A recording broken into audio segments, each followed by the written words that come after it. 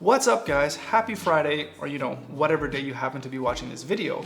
Now, last week we went over our entire financial overview where we found out that we are just slightly above worthless, having a net worth of just over $1,500. Today, to follow up on what we did last week, we're going to create a budget.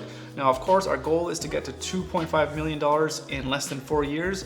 In order to do that, we're going to need to know exactly how much money is coming in, how much is coming out, and see if there's any way we can plug in any leaks, where we might just be bleeding or draining money. Okay, so first thing, let's take a look at our income. Now, Andrea, she's a stay-at-home mom, and she should be making like at least $250,000 with all the stuff that she does, including homeschooling our children. But of course, unfortunately, it doesn't pay anything, and the majority of our income comes from what I make at my 9-to-5 job. And after taxes and deductions, that is approximately $4,800 in income every single month. And that's pretty much it for our income. So now let's take a look at our expenses.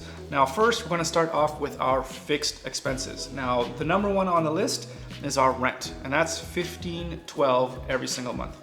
The next up is payments for braces. That's $262. Then we have our Ontario student loan, or my Ontario student loan, and that's $250 a month. There's car insurance, which is $112.76. And we have internet, which is Bell Gigabit Fiber. That's $91.14. We have our hydro, which is $85. Hydro is not exactly, a fixed amount, but it's roughly around $85 a month, and I just automatically pay that every month, and it always ends up paying the bill, and I have a little bit of a extra cushion in the account, so that's kind of nice. Next up, we have our cell phones, and that's $56.80 every single month. We have my Canada student loan, that's $50 a month. We have home insurance, which is, I averaged it out to $23.17, but we really pay once a year, and that's $278 every year. And then there's credit card fees, which is one of our credit cards, which is our American Express, which is $99 a year, or $8.25 a month. So that's a total of $2,451.12. That's our fixed expenses. Now let's look at our variable expenses and stuff that we're not quite sure exactly how much we spend every single month. So the biggest thing, of course, is food. So we budget $800 a month for food. Next up, we have entertainment, $200 a month. Next is gas and travel, $150 a month. Homeschool supplies, $100 a month. Clothing, another $100. Business expenses, we have Nut Up Life and Data Shift. We put in $100 each into those business accounts. Next, we have home furnishings at $50 a month, if we need anything for the house. And our health, so if we have to go to the dentist or anything else that might come up, $50 a month kind of gets put away for that.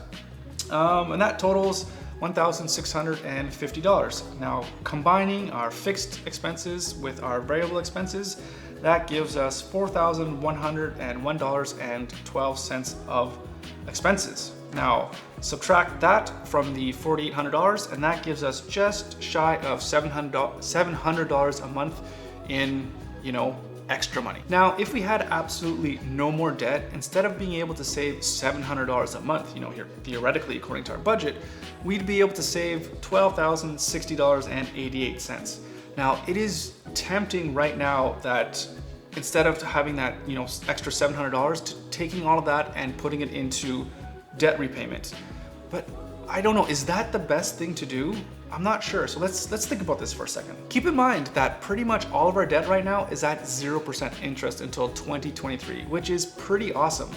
Now, considering our current pace, it'll take about 3.5 years to pay off all of our debt. So now, over the next 3.5 years, let's take that $700 and invest it in something that is going to give us, let's assume, an average annual rate of return of 8%. So after 3.5 years, that $700 a month will yield us a return or a profit of $5,600. Not too shabby. On the flip side, if we were to take that $700 and put it all into paying off our debt as quickly as possible, we'd be able to have everything paid off in 60 months. Now, after paying off all of that debt, taking those monthly payments and putting them into an investment, again at an 8% annual return, over the next 26 months, we would turn a profit of just over $4,900. So it looks like the difference between paying off all of our debt now and then investing versus paying off our debt slowly over the next 3.5 years and investing right now, the difference is $700 over 3.5 years. So what does this mean for me? Do I pay off all of my debt right now, or do I focus on paying off my debt slowly and investing, trying to build up my asset pool? Well, you know, one thing's for sure, that if everything stays the same, as in our income and our expenses aren't gonna change, or they're not gonna fluctuate very much, there is no chance that we're gonna get to this $2.5 million over the next 4 years.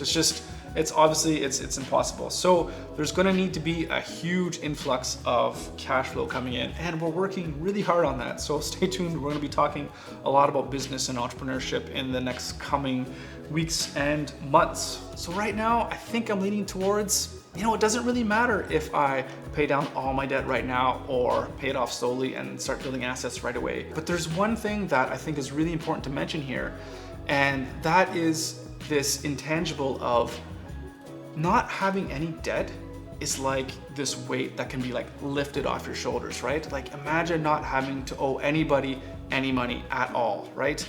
That to me is worth $700 over the span of the next 3.5 years. That's hands down. So just with that alone, I think the plan going forward is really going to be taking all the extra money we have and just pumping it towards taking down our debt. And we'll let the business side and all that other stuff that we're gonna be doing try to help generate that extra cash flow, not about taking the little bit of money that we're making every month now and trying to build that up, because it's clear it's not gonna be enough. So what are we gonna do?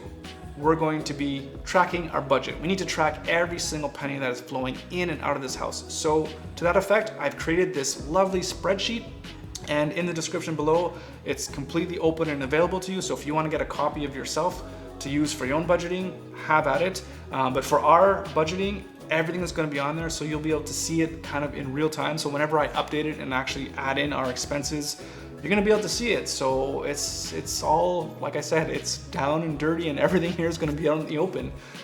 So it's gonna be interesting. I'm really excited because budgeting is, I mean, it's something that we've done before, but not to this level of detail, to tracking pretty much every penny. So it's gonna be interesting to see exactly how close we actually stick to this budget. Because some months it's like, oh, we should have made $700, but we have zero left over. What the hell, where did $700 go, right? It's amazing how quickly that can disappear. So spreadsheeting is going to be very important. All right, I think that is just about it for me today. I don't have anything else to say or to ramble on about. So thank you so much for watching. I appreciate it. If you like this video, please, I don't know, subscribe, give it a thumbs up. I don't know, whatever you want to do. And if you do like our stuff, head over to nutuplife.com, where we have a bunch of additional content that goes along with the stuff that we're talking about right here. Thanks for watching, and we'll see you next time.